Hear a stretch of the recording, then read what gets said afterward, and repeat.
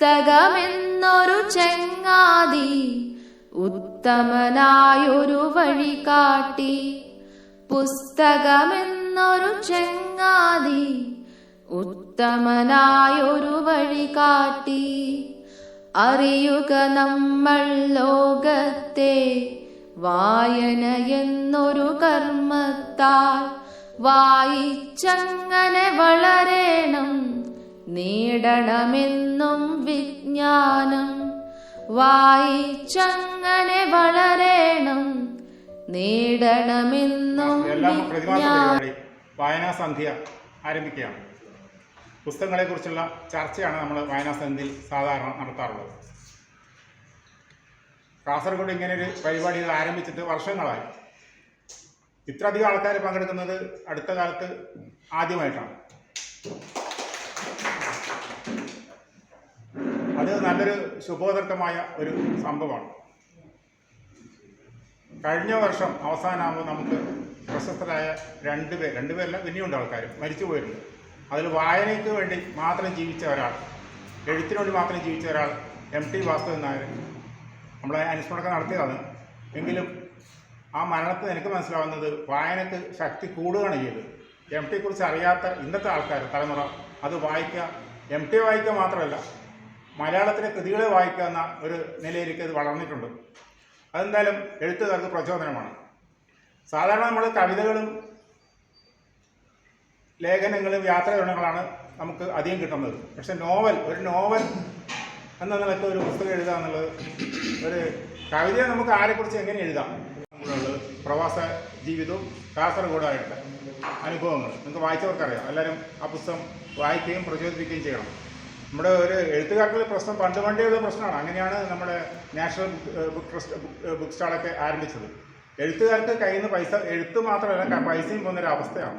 ആരും പുസ്തകം വാങ്ങില്ല, സൗജന്യമായി കുട്ടിയെ വായിക്കാൻ നോക്കും. അല്ലാതെ അദ്ദേഹത്തിന് ഇപ്പം നമ്മൾ ഒരു 100 രൂപയെ താഴെയുള്ള പുസ്തകം ഇറക്കുമ്പോൾ 40,000 രൂപ 1000 കോപ്പിക്ക് ചിലവാണ്. അതാണ് കയ്യിൽ നിന്ന് പോകാറ്. ഇടയ്ക്ക് കൊടുക്കുന്ന ആൾക്കാർ ഇപ്പോഴും ഉണ്ട്, അതൊക്കെ ഉണ്ട്. അതൊക്കെ ഞാൻ ഇപ്പോൾ വിശദമായി പറയുന്നില്ല. എങ്കിലും നമ്മുടെ ഇന്നത്തെ ഈ മുഹമ്മദിയുടെ വെന്റിലേറ്റർ എന്നുള്ള പുസ്തകത്തെക്കുറിച്ച് നമ്മൾ സംസാരിക്കുന്നത് CL ഹമീദാണ്. CL ഹമീദിനെ കുറിച്ച് പറയേണ്ട കാര്യമില്ല. പ്രവാസിയാണെങ്കിൽ തന്നെയും സാംസ്കാരിക പ്രവർത്തകനാണ്. കോളേജിലൊക്കെ എല്ലാ പരിപാടിക്കും സഹായങ്ങൾ നൽകുന്ന ഒരാളാണ്. അപ്പം CL ഹമീദിനെ ഇതിലേക്ക് ഞാൻ ആദ്യമായി സ്വാഗതം ചെയ്യുന്നു.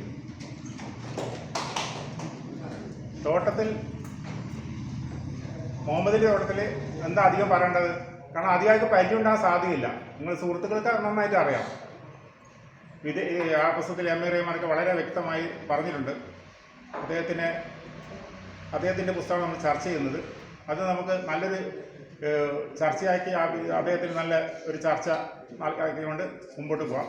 അപ്പോൾ ഇന്നത്തെ യോഗത്തിൽ പങ്കെടുക്കുന്ന AS മുഹമ്മദ്, P ദാമേട്ടൻ, രവി ബന്ദർക്ക്, അങ്ങനെ നമ്മുടെ മറ്റെല്ലാവരും ഞാൻ പ്രത്യേകിച്ച് പറയുന്നില്ല. എന്നാലും പേര് പറയാൻ തന്നെ അധികം നീട്ടുന്നില്ല. നമുക്ക് പരിപാടി ആരംഭിക്കാം. രവീന്ദ്രൻ പാടിയുണ്ട്. അപ്പം അധ്യക്ഷത വഹിക്കാൻ വേണ്ടി ബാലകൃഷ്ണൻ സർക്കാരെ ക്ഷണിക്കുന്നു. അനേകരുണ്ടാവും ഇവിടെ. അപ്പോൾ നമുക്ക് സമയ പരിമിതി വെച്ചിട്ട് തീർക്കേണ്ടതായിട്ടുണ്ട്. ഞാൻ പറഞ്ഞു വന്നത് തുടക്കം എന്ന് പറയുമ്പോൾ നോവൽ എന്ന് പറഞ്ഞാൽ എന്താണ്? മഹത്തായ നാടകങ്ങളുണ്ടായിട്ട്, പുരാണ നാടകങ്ങൾ, അതൊക്കെ ട്രാജഡിയാണ് അറിയപ്പെട്ട നാടകങ്ങൾ. ഫ്രഞ്ചായാലും ഗ്രീക്കായാലും സംസ്കൃതമായാലും ഒക്കെ. അതുപോലെ തന്നെ പുരാണങ്ങളുണ്ട്. പക്ഷെ ഇതൊക്കെ നമ്മളൊരു കാര്യം മനസ്സിലാക്കേണ്ടത്, ഇതൊക്കെ കാവ്യരൂപത്തിലായിരുന്നു. പഴയ ഗ്രന്ഥങ്ങളൊക്കെ കാവ്യരൂപത്തിലാണ്. ഷേക്സ്പിയറിൻ്റെ നാടകം നമുക്ക് കേട്ടിട്ട് അറിയാം, എല്ലാം കാവ്യത്തിലാണ്. കാളിദാസൻ്റെ നാടകങ്ങളൊക്കെ കാവ്യത്തിലാണ്. രാമായണം മഹാഭാരതമായാലും കാവ്യത്തിലാണ്. മതഗ്രന്ഥങ്ങളായാലും കാവ്യത്തിലാണ്. പക്ഷേ ഒരു കാലഘട്ടം കഴിഞ്ഞപ്പോൾ ഇംഗ്ലീഷിൽ അവർക്ക് തോന്നി അതിൻ്റെ ഘടന ഒന്ന് മാറ്റണം. ഒരു പുതിയൊരു സാഹിത്യ രൂപം ഉണ്ടായി. നോവൽ എന്ന് പറഞ്ഞാൽ സാഹിത്യം എന്ന് നമ്മൾ പറയുന്നത് അത് കാവ്യരൂപത്തിലല്ല, ഗദ്യരൂപത്തിലാണ്, പദ്യരൂപത്തിലല്ല. അത് ഇംഗ്ലീഷിലാണ് തുടങ്ങുന്നത്. നമ്മുടെ മലയാളത്തിലേക്ക് എത്തുമ്പോൾ കുറേ വൈകി, 19ാം നൂറ്റാണ്ടായി. ഭാഷയിൽ കിടപിടിക്കുന്ന നോവലുകൾ ഉണ്ടാവുന്നുണ്ട് ഗദ്യരൂപത്തിൽ. അപ്പോൾ എന്താണ് നോവൽ? നോവലിൻ്റെ ഘടന എന്താണ്? എന്താണ് എഴുത്തുകാരൻ പറയാൻ ഉദ്ദേശിക്കുന്നത് എന്നൊക്കെ നമ്മൾ ചർച്ച ചെയ്യാൻ വേറൊരു വേദി കണ്ടെത്തേണ്ടി വരും. അതായത് ഇപ്പോൾ എന്ന് വിചാരിച്ച് വായിക്കാൻ തുടങ്ങിയ ഞാൻ ഒറ്റ ഇരിപ്പിൽ വായിച്ചു നിർത്തും എന്ന് അദ്ദേഹത്തിൻ്റെ അവതാരികയിൽ പറയുന്നുണ്ട്. ഞാനും ഇതുപോലെ തന്നെ ഒറ്റ ഇരിപ്പിൽ വായിച്ചു നിർത്ത പുസ്തകമാണ്. 300 പേരുണ്ട്. നിങ്ങൾക്ക് എന്തുകൊണ്ട് അങ്ങനെ വായിക്കാൻ നമ്മളെ പറ്റി? കാരണം നമ്മുടെ മനസ്സും നമ്മുടെ ചിന്തയും നമ്മുടെ ജീവിതവും എത്രത്തോളം എഴുത്തുകാരൻ നമ്മളിലൂടെ കടന്നു പോകുന്നു, അതാണ്. അപ്പോൾ എഴുത്തുകാരനും വായനക്കാരനും ഒരേ മനസ്സിലൂടെ കടന്നു പോകുമ്പോൾ സ്വാഭാവികമായിട്ടും എഴുത്തുകാരന് ആ ചാനലൈസ് ചെയ്യാൻ പറ്റും ആ എഴുത്തിനെ. അങ്ങനെ പറ്റുന്ന ഒരു നോവലാണ് വെന്റിലേറ്റർ എന്നുള്ളതിന് സംശയമില്ല. ഏതായാലും ഞാൻ പുസ്തകത്തിലേക്ക് കടക്കുന്നില്ല. ഞാൻ ഇത്ര ഒരു മുഖപുര എന്ന രീതിയിൽ പറഞ്ഞു. ഞാൻ അവസാനം സമയം കിട്ടിയാൽ നമുക്ക് കുറേ കൂടി ഞാൻ ഇതിനെപ്പറ്റി സംസാരിക്കാം. ഞാൻ 2 പ്രാവശ്യം വായിച്ചതാണ് പുസ്തകം. അതുകൊണ്ട് നമുക്ക് തുടക്കം എന്നതിൽ നമ്മുടെ സാംസ്കാരിക പ്രവർത്തകൻ കാസർഗോഡിൻ്റെ ശ്രീ CL ഹമീദ് നമ്മോട് സംസാരിക്കും. അതിനുശേഷം അതാണ് നമ്മൾ ചെയ്യുന്നത്. ഇത്രയും ആൾക്കാരുണ്ട്, എല്ലാവർക്കും ഇപ്പോൾ സംസാരിക്കാൻ സമയം കിട്ടിയെന്ന് വരില്ല. പക്ഷെ പുസ്തകം വായിച്ചവർ ആദ്യം അതിന് മെനക്കെടുക, അതിനുശേഷം നമുക്ക് മറ്റുള്ള ആൾക്കാരിലേക്ക് പോവാം എന്ന് അഭ്യർത്ഥിച്ചുകൊണ്ട് പിന്നെ അർബാബ് പിന്നെ ഇങ്ങനത്തെ ഒരുപാട് വാക്കുണ്ടെങ്കിൽ ഇതൊക്കെ അതേ രൂപത്തിലാണ് ഇങ്ങനെ പറഞ്ഞിട്ടുള്ളത്. ആ രൂപത്തിൽ അങ്ങനെ വായിക്കുമ്പോൾ ഇരിക്കുമ്പോൾ ഈ അവതരിപ്പിക്കുന്നവർ ഇതിന് മലയാളം പറയാൻ അറിയാത്തതുകൊണ്ട് അതങ്ങനെ തന്നെ കോപ്പി അടിക്കായിരുന്നു. പക്ഷെ ഞാൻ അന്ന് കിട്ടിയ അവസരത്തിൽ അത് പറഞ്ഞ് ഈ ഇത്തരം പുസ്തകങ്ങൾ പ്രസിദ്ധീകരിക്കുമ്പോൾ ഇതിനുണ്ടാകുന്ന മെയിനായിട്ടൊരു ആവശ്യം ഇതിൻ്റെ അക്ഷരങ്ങളാണ്. ഗൾഫുകാരായ ഞങ്ങളെ സംബന്ധിച്ചിടത്തോളം ഈ പുസ്തകത്തിന് ഒരു പ്രത്യേകത ഞങ്ങൾ കണ്ടത് ഇത് ഞങ്ങളുടെ കഥയാണ്, മുഹമ്മദിൻ്റെ കഥയല്ല. ഞങ്ങൾ അനുഭവിക്കുന്ന കഥകളായിരുന്നു. എങ്ങനെയാണ് ഞങ്ങൾ പോയതും വന്നതും ഈ കുറുജാവുത പാസ്പോർട്ടിൽ കുത്തി കെട്ട് വെക്കുമ്പോൾ ഞങ്ങൾക്ക് എങ്ങനെ പോകാൻ കഴിഞ്ഞു, അല്ലെങ്കിൽ ഞങ്ങൾക്ക് ഇങ്ങനെ പോകാൻ കഴിഞ്ഞില്ല. സ്വന്തം മാതാപിതാക്കൾ മരിച്ചാൽ വിവരം കിട്ടണമെങ്കിൽ 3 ദിവസം കഴിയണം. ഞങ്ങൾ അന്നത്തെ കഥയാണ്, ഇപ്പോഴത്തെ ഫോണല്ല. എൻ്റെ പിതാവ് മരിച്ചിട്ട് റിയാദിലുള്ള ഞാൻ അറിയുന്നത് 4-ാം ദിവസം രാവിലെയാണ്. കാരണം അതിൻ്റെ ടെലിഗ്രാം അടിച്ചിരുന്നു. അതാണ് ഓഫീസിൽ പോയി തിരിച്ചാൽ വിവരമൊക്കെ കിട്ടണമെങ്കിൽ അത്ര സമയം എടുക്കണം. ഫോൺ സന്ദേശങ്ങളില്ല. അപ്പോൾ ഇതൊക്കെ ജീവിതത്തിലൂടെ ഇങ്ങനെ കടന്നു പോകുന്ന ഞങ്ങൾ ഇപ്പോൾ നിങ്ങളിങ്ങനെ 1 സെക്കൻഡിൽ ഇവിടെ ഇത് നടന്നാൽ അത് ഞങ്ങൾ അറിയുന്നതിന് മുമ്പ് ഇപ്പോൾ റിയാദിലുള്ള എൻ്റെ മക്കൾ അറിയുന്നു. ഞാനത് അറിയില്ല. കാരണം അവർക്കിന് പൂർണ്ണമായ ചിത്രം കിട്ടുന്നുണ്ട്. മാറ്റങ്ങളുണ്ടായി, ഒരുപാട് മാറ്റങ്ങളുണ്ടായി. ഈ മാറ്റങ്ങളൊക്കെ ഉണ്ടായിട്ടും ഈ പുസ്തകത്തിന് വരുമ്പോൾ ആദ്യം ഈ പ്രവാസം എന്നൊരു പുസ്തകം എന്നെ സംബന്ധിച്ചിടത്തോളം ഇപ്പം 2 പുസ്തകങ്ങൾ നിങ്ങൾ വായിക്കണം. വായിച്ചാൽ മാത്രമേ അത് ഇതൊക്കെ കിട്ടും. ഞാൻ വെന്റിലേറ്ററിലേക്ക് വരാം. വെന്റിലേറ്ററിലെ ഈ പുസ്തകത്തിൻ്റെ ഇതിനേക്കാൾ എനിക്ക് ഏറെ ആകർഷണീയമായത് M.A. റഹ്മാൻ്റെ അവതാരികയാണ്. എക്സലൻറ്റ്. അതായത് ഒരു പുസ്തകത്തെ എങ്ങനെ പരിചയപ്പെടുത്തി എഴുതണമെന്ന് ആർക്കെങ്കിലും തോന്നുന്നുണ്ടെങ്കിൽ ഇതിലെ ഈ 3 പേജ് വായിച്ചാൽ മതി. അത്രയും ധന്യമായ ഒരു ഇത്. ഞാനിപ്പോൾ നേരത്തെ ധരിച്ചപ്പോൾ നമ്മൾക്ക് അറിയാവുന്ന ചില കാര്യങ്ങൾ അതിൻ്റെ വിചാരം കൂടി ഇതിൽ കിട്ടി വരുന്ന കണ്ട് ഈ പുസ്തകത്തിൽ വെച്ചാൽ 31 അധ്യായവും 352 പേജുള്ളതാണ് വെന്റിലേറ്റർ. അപ്പോൾ ഈ വെന്റിലേറ്ററിന് സാധാരണ കോമൺ മീനിങ് ഞങ്ങൾ എടുത്താലും വാതകം സുഖമായി കടന്നു പോകുന്ന ഒരു അവസ്ഥ മാത്രം. പക്ഷെ അതല്ല, ആശുപത്രിയിൽ വെന്റിലേറ്റർ എന്ന് പറയുമ്പോൾ നൊമ്പരം ഉളവാക്കുന്ന കുറേ യാതനകളുടെ ഒരു കഥകളൊക്കെ ഇങ്ങനെ വരുന്നുണ്ട്. അവിടെയുള്ള എല്ലാ കഥകളിലൊക്കെ സൂചിപ്പിച്ചു വിട്ടിട്ടുണ്ട്. ഡെന്റിസ്റ്റായ ഒരു നേഴ്സ് ഡെന്റൽ സർജറി ഓട്ടോ ഡെന്റലിന് വേണ്ടിയിട്ട് റൂമിൽ പോയി ഒരു കാമണിക്കൂർ പുറത്ത് വരാതിരിക്കുമ്പോൾ അതിങ്ങനെ പുറത്ത് വിളിക്കുന്നവർക്ക് വായിക്കുന്ന അവസാനം ഇതിൻ്റെ ഇൻചാർജ് ഒരാൾ നീ എവിടെയാണെന്ന് വെച്ചാൽ പറഞ്ഞു, ഞാൻ ഡെന്റൽ ഇതാക്കാൻ വേണ്ടി പോയതാണ്. നോക്കുമ്പോൾ ഡെന്റൽ ഇതാക്കാൻ പോകേണ്ട ഡോക്ടർ പോകണം, ഓട്ടോ ഡെന്റൽ ചെയ്യാൻ വേണ്ടി പോയാന്ന് പറയും.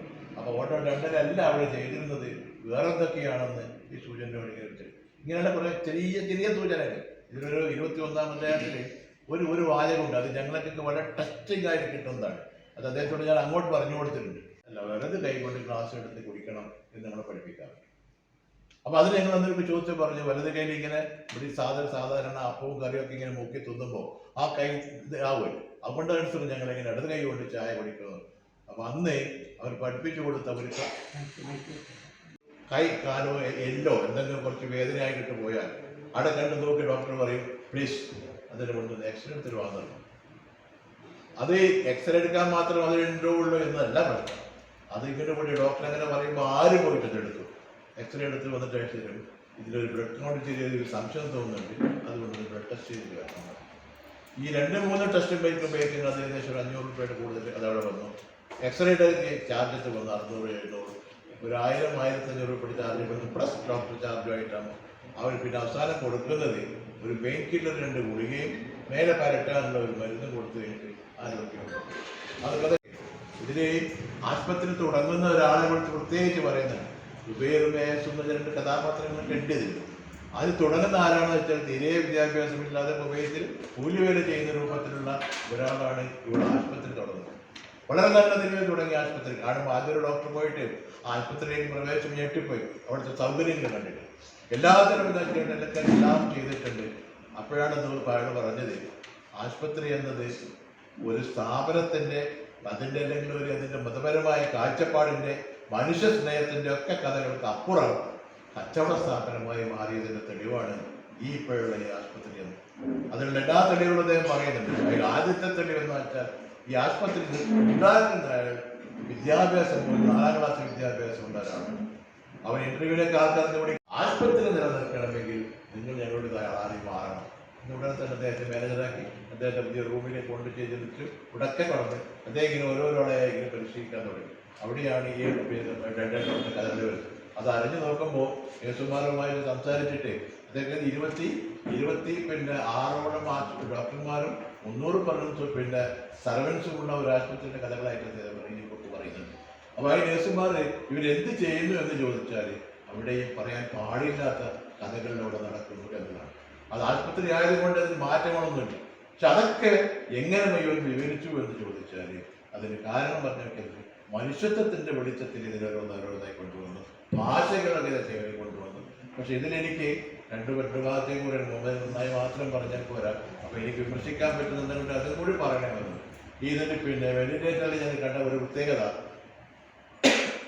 ഒരുപാട് ഡയലോഗ്സാണ്. ഡയലോഗ്സ് ആണെങ്കിൽ ഏത് പേജെങ്കിലും അധികവും ഈ സംഭാഷണത്തിലൂടെ തന്നെ നടന്നു പോവുകയാണ്. ഒരാൾ ചോദിക്കുകയും മറ്റുള്ള മറുപടി പറയുകയും അതിൻ്റെ കാര്യത്തിൽ ഇങ്ങനെ എടുക്കുകയും ചെയ്യുന്നു. പക്ഷെ ഇതിൻ്റെ ഇടയിലും കഥയെ അങ്ങനെ തന്നെ കൊണ്ടുപോകുന്നുണ്ട്. 31 അധ്യായങ്ങളിലേക്ക് അദ്ദേഹം അതിനെ കൊണ്ടുപോകുന്നു. നിങ്ങളെ പുസ്തകം വാങ്ങി ഇതിൽ വായിക്കുമ്പോൾ ഞാൻ നിങ്ങളോട് ആവശ്യപ്പെടുന്നത് നിങ്ങൾ ആദ്യം 21ാമത്തെ അധ്യായം വായിക്കുക. അത് കഴിഞ്ഞിട്ട് 31ാമത്തെ അധ്യായം വായിക്കുക. രണ്ടും കഴിഞ്ഞതിന് ശേഷം എം എ റഹ്മാൻ്റെ ആ നിരൂപണം വായിക്കും. പിന്നെ നമ്മുടെ പുസ്തക വായനയിലേക്ക് പോവുകയാണെങ്കിൽ നിങ്ങൾക്ക് പൂർണ്ണമായ അർത്ഥവും ഇതിൻ്റെതായ ഇത് കിട്ടും എന്ന കാര്യത്തിൽ സംശയമില്ല. ഒരു ജീവിതത്തിൻ്റെ ഒരു കഥയാണ്. എങ്ങനെയാണ് ഇങ്ങോട്ടൊക്കെ കടന്നു പോയത് എന്നുള്ളതൊക്കെ അദ്ദേഹത്തിന് അറിയാം. നമ്മളൊക്കെ ഇങ്ങനെ പോകുന്ന സമയത്ത് അന്ന് കഥകൾ പറഞ്ഞിരുന്നു. കുവൈത്തിലേക്കും പിന്നെ സൗദിയിലേക്കും അവിടെ നിന്നൊക്കെ കൊണ്ടുപോകുന്ന ജീവിതം എടുത്തിട്ട് അതേ കഥയുടെ ഒരു തുടർക്കഥ ഇവിടെ ഇപ്പോൾ നടന്നുകൊണ്ടിരിക്കുന്നുണ്ടെന്നതാണ് വ്യത്യാസം. അതുകൊണ്ട് തന്നെ മുഹമ്മദിനെ സംബന്ധിച്ചിടത്തോളം ഈ വെന്റിലേറ്റർ എന്ന ആശുപത്രി ടച്ചിങ്ങിൻ്റെ വാക്ക് ഒരു ദിവസവും മാറിപ്പോകുന്നില്ല. അത് അവിടെ തന്നെ ഇങ്ങനെ കിടക്കുകയാണ്. വളരെ നേരത്തോടെ കിട്ടും. അദ്ദേഹത്തിന് ഞാൻ അറിഞ്ഞെടുത്തോളം മറ്റൊരു വെന്റിലേറ്റർ അടുത്തു തന്നെ തുറക്കപ്പെടാൻ പോകുന്നുണ്ട് എന്ന് ഞാൻ അറിയുന്നുണ്ട്. ഞങ്ങളുടെ എല്ലാവരും ആശംസകളുണ്ട്. തുറക്കണം. അവരോട് പറയാനുള്ളത് വളരെ അത്യാവശ്യമാണ്. ഈ ഭാഷ ആവശ്യമാണ്. ഈ പുസ്തകത്തിൻ്റെ രചനയുടെ കഥകൾ ആവശ്യമാണ്. ആശുപത്രിയുടെ ഇതിനെക്കുറിച്ച് ചെറിയൊരു 1 മാസം കൊണ്ട് നമുക്ക് തീർക്കണം. എല്ലാവരും ഇത് എഴുതി കൊടുക്കണം. പിന്നെ പനി വന്നവനും ചുവയുള്ളവനും കൈ പൊളിഞ്ഞവനും കാല് പൊളിഞ്ഞവനും ഒക്കെ ആര് വന്നാൽ ആദ്യം എഴുതി കൊടുക്കുന്നത് ഈ ടെസ്റ്റിന് വേണ്ടിയിട്ടാണ്. അപ്പോൾ ചോദിച്ചു ചില സ്ഥലം ഞങ്ങളിതല്ലേ അതുപോലെ ഇപ്പോഴത്തെ പുതിയ ടെസ്റ്റാണ്. വളരെ വിശദമായിട്ട് നിങ്ങളിതേക്ക് അറിയാൻ പറ്റും. ഇതെല്ലാം കഴിഞ്ഞ് എഴുതി കൊടുക്കുന്ന ഒരു ആൻറ്റിബയോട്ടിക് പിന്നെ എന്തെങ്കിലും വരുത്താണ്ട് മരുന്ന് കൊടുക്കുന്നത് അപ്പോഴും 3000-4000. പക്ഷെ അതൊക്കെ വളരെ ഇത്ര വൃത്തിയായിട്ട് എഴുതി ഫലിപ്പിച്ച് കൊടുത്തിട്ടുണ്ടെന്ന് ചോദിച്ചാൽ അതിനുള്ള കാരണം ഇതാണ്. അങ്ങനെ അദ്ദേഹത്തിന് സാധിക്കുന്നു എന്നതാണ്. പിന്നെ ഈ ഇപ്പോഴത്തെ മുമ്പ് പിന്നെ എടുക്കുമ്പോൾ എല്ലാവർക്കും തോന്നും ഇപ്പം അടുത്ത് ഇവൻ എഴുതാൻ തുടങ്ങിയതാണ്. അല്ല, ആദ്യമേ എഴുതായി. അദ്ദേഹത്തിൻ്റെ ആദ്യത്തെ ഒരു കഥയുള്ളത് അതും ഇതേപോലെ തന്നെ കഥകളായിരുന്നു. പക്ഷെ ഈ കഥകളിലൊക്കെ ഒരു കാര്യം വ്യത്യസ്തമായി നിൽക്കുന്നത് അദ്ദേഹത്തിൻ്റെ സ്വന്തം മനസ്സിൻ്റെ അകത്തുള്ള ഏതോ ഒരു ആളിക്കട്ടുന്ന വിദേശത്തിൻ്റെ ചലനങ്ങൾ മുഹമ്മദ് അലി എല്ലാ ഇതിലും കാണിച്ചു കൊടുക്കുന്നത്. അത് ചെറിയ കഥയായാലും വലിയ കഥയായാലും നമ്മൾ ഇന്നുള്ള വെന്റിലേറ്റർ ആയാലും അതല്ലെങ്കിൽ പ്രവാസമായാലും ഇതിലൊക്കെ കാണിച്ചു കൊടുത്തത് ഇതേ കഥയായിരുന്നു. പ്രവാസത്തിൻ്റെ ഉദാഹരണ വേളയിൽ അവർക്ക് പറഞ്ഞിരിക്കുന്നത് തന്നെയായിരുന്നു. എന്തുകൊണ്ട് എന്ന് പറയുമ്പോൾ ഞാൻ അദ്ദേഹത്തോട് പറഞ്ഞിരിക്കാൻ ഇതിൽ ഒരുപാട് അറബിക്ക് വാക്കുകളല്ല ആക്ച്വലി. ഞങ്ങളൊക്കെ സൗദിയിൽ കുടിക്കണം എന്നൊക്കെ പറഞ്ഞു വെച്ചിട്ടുണ്ട്. ആ കുടിക്കണം എന്ന് പറഞ്ഞ ആ സ്ഥാനം വലത് കൈയിൽ പറ്റാത്ത കൊണ്ട് ഇടത് കൈയിൽ ചായ കുടിക്കാനായി കൈപൊക്കുമ്പോൾ അടുത്ത വലത് കൈ താഴത്തോട്ടി വെച്ചുകൊണ്ട് അതിന് സമവാക്കുണ്ടാക്കുന്ന ആ ബുദ്ധി അദ്ദേഹത്തെ അഭിനന്ദിക്കാൻ പറ്റും. വളരെ ലളിതമുണ്ടാക്കിയ ഒരു കഥയാണ്. അങ്ങനെ തന്നെ ഉണ്ടാവണമെന്നൊരു ആശയം. പിന്നെ ഉള്ളത് ഈ പുസ്തകത്തിൻ്റെ ഇത്രയും വലിയ, അതായത് പ്രവാസം 200 രൂപയുടെ, മറ്റേ ഇതിപ്പോൾ വെന്റിലേറ്റർ 300 രൂപയുടെ പുസ്തകമാണ്. പക്ഷെ അത്രമാത്രം പേജുണ്ട്. 352 പേജിന് ഞാനത് കണക്കൂട്ടി പറഞ്ഞിട്ട് സാധാരണഗതിയിൽ 400 വില എടുക്കുന്നുണ്ട്. പക്ഷെ ഇതിൻ്റെ കൊണ്ടുവരണം, ഇത് ഇവിടെ തന്നെ പ്രചരണം നടത്തണം, ഇതിനാളുകളിലേക്ക് എത്തിക്കണം എന്നുള്ളത് ഒരു പ്രാവശ്യം വായിച്ചാൽ ഇത് എല്ലാവരും സ്വീകരിക്കും എന്ന കാര്യത്തിൽ സംശയമുണ്ട്. ഒരു ആശുപത്രിയുടെ കഥകൾ തന്നെയാണത്. ആ ആശുപത്രിയുടെ ചലനങ്ങളുടെ കഥയാണ് ഇതിലുള്ളത്. ഞാൻ ഓരോന്നായിട്ട് പറഞ്ഞാൽ പിന്നെ ഇത് വായിക്കേണ്ടി വരില്ല. അതുകൊണ്ട് മനഃപൂർവ്വം ഞാൻ ആ കഥകളിലേക്ക് മാറുന്നു. അതാണ് നേരത്തെ പറഞ്ഞത്. ആദ്യം നിങ്ങൾ 21-ാമത്തെ അധ്യായം വായിക്കാം, പിന്നെ 31-ാമത്തെ അധ്യായം വായിക്കാം, പിന്നെ എം എ റഹ്മാൻ്റെ ആ കോട്ടയം ഇത് വായിക്കാം, വിവരണം. അത് കഴിഞ്ഞ് പുസ്തകങ്ങളൂടെ കടന്നു വരുന്നത് കഴിഞ്ഞാൽ നിങ്ങൾക്ക് ആശുപത്രിയിൽ നിന്നാണ് അത്തരം ഒരു ചടങ്ങുകളിലേക്കാണ് നമ്മൾ കടന്നു പോകുന്നത്. ഈ പുസ്തകത്തിലെ കഥകളും ഒക്കെ അങ്ങനെ തന്നെയാണ് വരുന്നത്.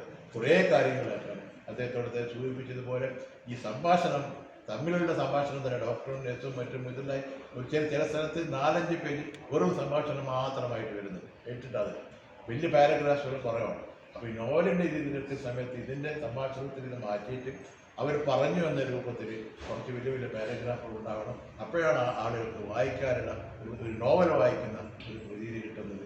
പിന്നെ പൊതുവായിട്ട് നോവലിൻ്റെതായല്ലെങ്കിലും നമ്മൾ ഉദ്ദേശിക്കുന്ന ഒരു ആശുപത്രിയുടെ കഥകളാണെങ്കിൽ ആശുപത്രിയുടെ കഥകളൊക്കെ ഇതുപോലെ പ്രേമത്തിലൊന്നും കൊണ്ടാക്കാൻ പറ്റില്ല, അല്ലെങ്കിൽ ജീവിത സത്യങ്ങൾ കൊണ്ടാക്കാൻ പറ്റില്ല. അതൊരു ആശുപത്രി തന്നെയായിരിക്കണം. ആ കഥകൾ തന്നെയാണ് അദ്ദേഹം ഇതുവരെ മുഴുവനായിട്ട് കൊണ്ടുപോകുന്നത്. ഇതുണ്ടാക്കിയതും അത് തന്നെ ആ ശക്തിയുടെ നിലയിൽ അദ്ദേഹത്തിന് അനുകരിച്ച മുഹമ്മദിനെ പ്രത്യേക അനുമോദിക്കാം. അത് കുവൈത്തിലായാലും സൗദിയിലായാലും അദ്ദേഹം ചെയ്ത പ്രയത്നത്തിൻ്റെ കഥകളാണ് ഇവിടെ വന്നത്. എങ്ങനെ പോയി എന്നുള്ളതും അത് തന്നെയാണ് കഥ. പലരും പാസ്പോർട്ട് സ്വന്തമില്ലെങ്കിലും മറ്റവൻ്റെ പാസ്പോർട്ടിലേക്ക് തല ഒട്ടിച്ചു പോയ കഥകളൊക്കെ നിങ്ങളിലുണ്ട്. അതൊക്കെ തിരിച്ചിങ്ങനെ വരികയാണ്. അപ്പോൾ ആ വെറുതെ ഇതാക്കുന്ന സമയത്ത് നമുക്കിവിടെ ചെയ്യാനുള്ള പ്രത്യേകത എന്താണെന്ന് വെച്ചാൽ നമ്മുടേതായ ഈ അറിവിന് വേണ്ടിയുള്ള പുസ്തകത്തിൻ്റെ ചലനം അത് മനസ്സിലാക്കണം. വെന്റിലേറ്റർ എന്ന പുസ്തകം നമ്മളെല്ലാവരും കൈകൊണ്ട് കടക്കണം, പ്രോത്സാഹനം കൊടുക്കണം. ഇത് എഴുതാനുണ്ടാക്കിയതില്ലെങ്കിൽ ഞാൻ അതിനപ്പുറം ഈ കഥകളിൽ ആന്തരികമായ കഥകളിലേക്ക് കടക്കുന്നില്ല.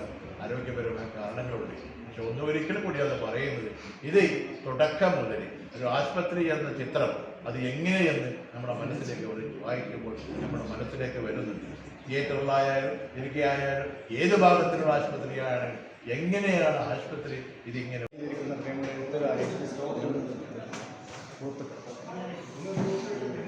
ലോകമേഖലാ സാഹിത്യത്തിൻ്റെ പ്രതിമാസ പരിപാടിയായ വായനാസന്ധ്യയിൽ ഇന്ന് തോട്ടത്തിൽ മുഹമ്മദ് അലി രചിച്ച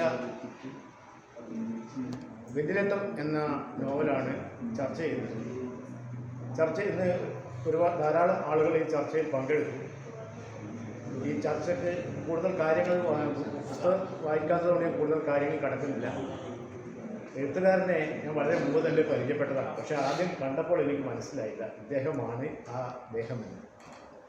എൻ്റെ ബ്രദറിൻ്റെ ഒരു പെരുമ്പളയിൽ ഒരു കുഞ്ഞുമ്പുണ്ട്. അദ്ദേഹം കുവൈത്തിലായിരുന്നു. അപ്പോൾ കുവൈത്തിൽ നിന്ന് എക്സ്പാർട്ടിയായി വന്ന സമയത്ത് ഇറാഖ് യുദ്ധം കഴിഞ്ഞ സമയത്ത് കുവൈത്തിൽ നിന്ന് വന്നപ്പോൾ ഞാൻ കോട്ടക്കണ്ടിയിലായിരുന്നു താമസം. അപ്പോൾ ആ കോട്ടക്കണ്ടിയിൽ താമസിക്കുന്ന സമയത്ത് എൻ്റെ അളിയൻ, അതായത് ബ്രദറിൻ്റെ അളിയനും ഞാനും കൂടി ഇങ്ങോട്ട് വരുമ്പോൾ ഇദ്ദേഹത്തെ പരിചയപ്പെടുന്നു. ഇദ്ദേഹം കുവൈത്തിലുണ്ടായിരുന്നു. ഇദ്ദേഹം എഴുത്തുകാരനാണ്. അപ്പോൾ അദ്ദേഹം ഞാൻ അന്ന് പരിചയപ്പെട്ടു. പക്ഷേ പിന്നീട് കുറച്ചു കാലം അദ്ദേഹത്തെ ഞാൻ കണ്ടിരുന്നു. പിന്നെ അപ്പോൾ അന്നേരം ഒരു അലീവിനെ കമ്പനി നടത്തുന്നതായിട്ടും അദ്ദേഹം തന്നെ എന്നോട് പറഞ്ഞില്ല. ഞങ്ങൾ സംസാരിച്ചിട്ടുണ്ട്. പിന്നീട് അദ്ദേഹത്തെ കാണുന്നില്ല, കേരളത്തിൽ കാണുന്നില്ല. അപ്പോൾ അതാണോ ഇദ്ദേഹം തന്നെയെന്നുള്ള പലപ്പോഴും സംശയം. മലയാള ഭാഷക്കും ഇദ്ദേഹത്തെ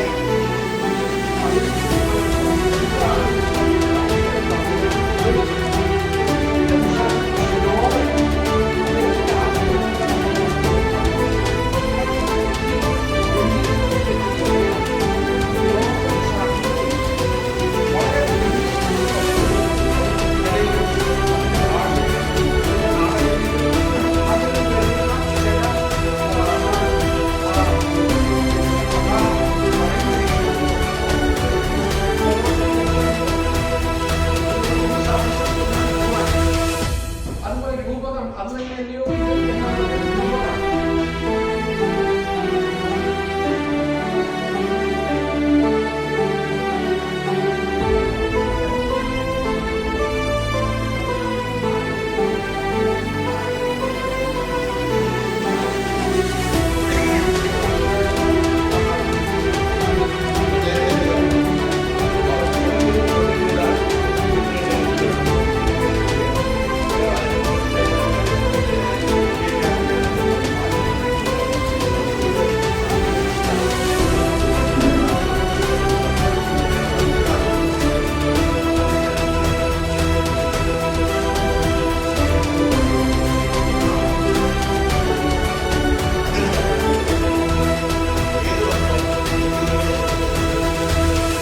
ഈ ഹോസ്പിറ്റലിലേക്ക് ഒരു ബെഡ്ഷീറ്റ് കൊണ്ടുവരും.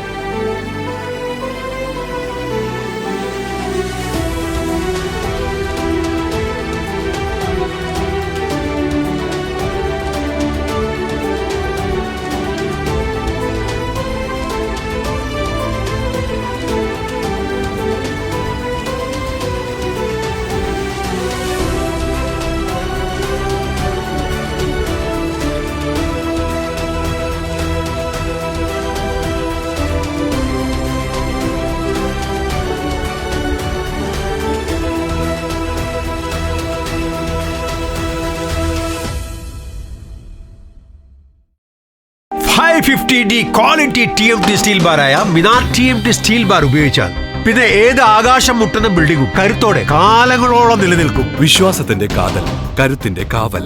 Minar TMT tempcore FE 550D steel bar. Mariam body ലോഷന് വെല്ലുന്ന ഒരു ലോഷൻ നമ്മുടെ കയ്യിലെത്തിയിട്ടുണ്ട്. അൽ ഫലാജ് പെർഫ്യൂം ഇൻഡസ്ട്രി എന്നുള്ള ബ്രാൻഡിന്റെ മുസ്കാൻ എന്ന് പറഞ്ഞിട്ടുള്ള ഒരു ബോഡി ലോഷൻ ആണ്. ഇതിന്റെ ബോക്സും കാര്യങ്ങളൊക്കെ ഇതാ ഈ രൂപത്തിലാണ്. നല്ലൊരു ഗിഫ്റ്റിംഗ് പ്രസന്റേഷനും കാര്യങ്ങളൊക്കെ കൊടുത്തിട്ടുണ്ട്. ഇവിടെ നല്ലൊരു മുസ്കാൻ എന്ന അറബിയിലെ കാലിഗ്രഫിയും കാര്യങ്ങളൊക്കെ കൊടുത്തിട്ടുണ്ട്. നല്ല ബ്യൂട്ടിഫുൾ ആയിട്ടുള്ള പ്രസന്റേഷൻ കേട്ടോ. ജസ്റ്റ് ഓപ്പൺ ചെയ്തുതരാം. ഈ രൂപത്തിലായിരിക്കും ഇതിന്റെ ഓപ്പണിംഗും പ്രസന്റേഷനും വരുന്നത്. ഇതാണ് മുസ്കാൻ എന്ന് പറഞ്ഞിട്ടുള്ള ബോഡി ലോഷൻ. എന്റെ മോനെ ഇതിന്റെ സ്മെല്ല് സ്നിഫ് ചെയ്യുന്ന വേണം, വേറെ ലെവൽ സ്മെല്ല്. കാരണം മറിയം ബോഡി ലോഷൻ വർഷങ്ങളായിട്ട് ഞാൻ യൂസ് ചെയ്തുകൊണ്ടിരിക്കുന്ന ഒരു ബോഡി ലോഷൻ ആയിരുന്നു. പക്ഷെ മുസ്കാൻ കിട്ടിയതിനു ശേഷം മറിയം ബോഡി ലോഷൻ ഒന്നുമല്ല ചെയ്യുന്ന ഓൾമോസ്റ്റ് ഒരു 99.9% പേരും ഈ ഒരു ഫ്രാഗ്രൻസ് ഇഷ്ടപ്പെടും. കാരണം നല്ലൊരു സ്വീറ്റ് ആയിട്ടുള്ള floral, fruity, vanilla, creamy, candy, milky സ്മെല്ലാണ് മുസ്കാനിൽ വരുന്നത്. വേറെ ലെവൽ സാധനം. ട്രൈ ചെയ്ത് നോക്കി, ഏതായാലും ഡിസപ്പോയിന്റഡ് ആവില്ല. മറിയത്തിനെക്കാട്ടിയും അത്യാവശ്യം നല്ല ലാസ്റ്റിംഗ് കിട്ടുന്നുണ്ട്. ഇത് നിങ്ങൾ GCCയിലൊക്കെ കുളിച്ച് കഴിഞ്ഞ ശേഷം നെക്കിലൊക്കെ അപ്ലൈ ചെയ്യുക. എന്നിട്ട് ക്ലോത്തും കാര്യങ്ങളൊക്കെ ഇട്ട് നിങ്ങൾ ഓഫീസിലൊക്കെ പോയി തിരിച്ചു വന്ന് നിങ്ങൾ ക്ലോത്ത് ചേഞ്ച് ചെയ്യുന്ന സമയത്തും ഈ ഒരു സ്മെല്ല്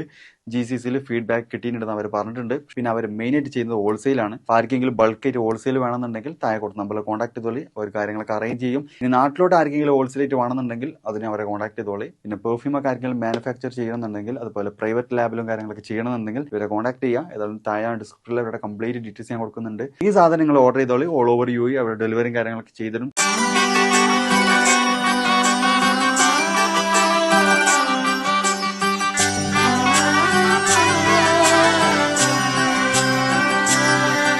ഇവളണിയും പൊന്നല്ലേ, കനവുണരും ദിനമല്ലേ, മുഞ്ചത്തി പെണ്ണിൻ നിൻ മനം, പെണ്ണഴകിനു മിഴിവേകി എന്നെന്നും നിന്നില്ലേ, മാറ്റേറും പൊന്നിൻ താരമേ.